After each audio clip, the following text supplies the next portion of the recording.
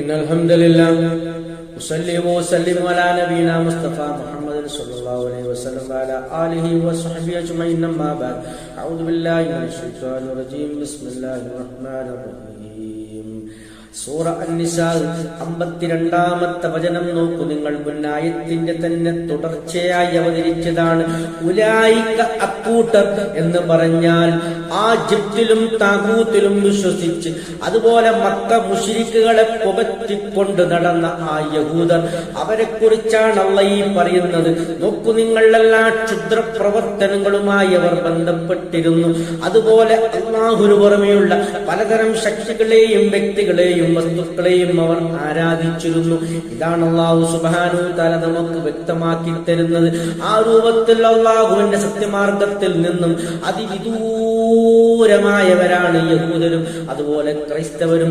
നോക്കൂ നിങ്ങൾ, അവരെ പറ്റിയാണ് ഈ ആയത്തിൽ അല്ലാഹു പരാമർശിക്കുന്നത്. അല്ലദീന, എങ്ങനെയുള്ളവരാണ് അവർ?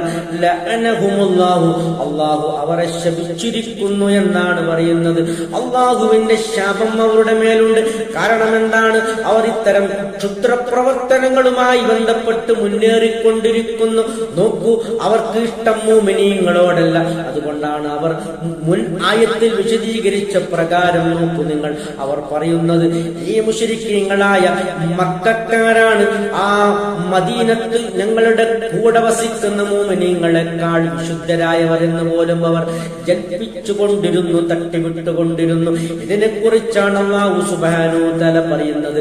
അത്തരം നീചപ്രവർത്തനങ്ങളും ദുഷ്പ്രവർത്തനങ്ങളും കാഴ്ചവെച്ചത് മൂലം യഹൂദർ അവർ അല്ലാഹുവിന്റെ ശാപത്തിന് പാത്രീഭൂതരായിരിക്കുകയാണ്. അത് കഴിഞ്ഞല്ല പറയുകയാണ്, വമയ്യൽഅനില്ലാഹു, അല്ലാഹു ആരെ ശപിക്കുന്നുവോ ഫലൻ തജിദ ലഹു നസീറ, അവൻ ഒരു സഹായിയും കണ്ടെത്തുന്നതല്ല.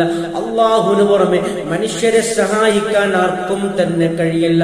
എല്ലാ സഹായവും അല്ലാഹുവിങ്കൽ നിന്നാണല്ലോ. നോക്കൂ നിങ്ങൾ, ഫാത്തിഹ സൂറത്തിൽ നാം ഓരോ ദിവസവും 17 പ്രാവശ്യം വിട്ടുകൊണ്ടിരിക്കുന്നു. ഇയ്യാക നഅ്ബുദു വ ഇയ്യാക നസ്തഈൻ എന്ന്. നോക്കൂ, അല്ലാഹുവിനെ മാത്രം ഞങ്ങൾ ആരാധിക്കുന്നു, അതുപോലെ അല്ലാഹുവിനോട് മാത്രം ഞങ്ങൾ സഹായം അഭ്യർത്ഥിക്കുന്നു എന്നാണ്. ഈ രൂപത്തിലുള്ള എല്ലാ സഹായവും അല്ലാഹുവിങ്കൽ നിന്നും മാത്രം ലഭിക്കുന്നതാണ്. അത്തരത്തിലുള്ള യാതൊരു സഹായവും ഈ പറയുന്ന യഹൂദർക്ക് ലഭിക്കില്ല എന്നാണ് അല്ലാഹ് പറയുന്നത്. അൽഹംദുലില്ലാഹി റബ്ബിൽ ആലമീൻ.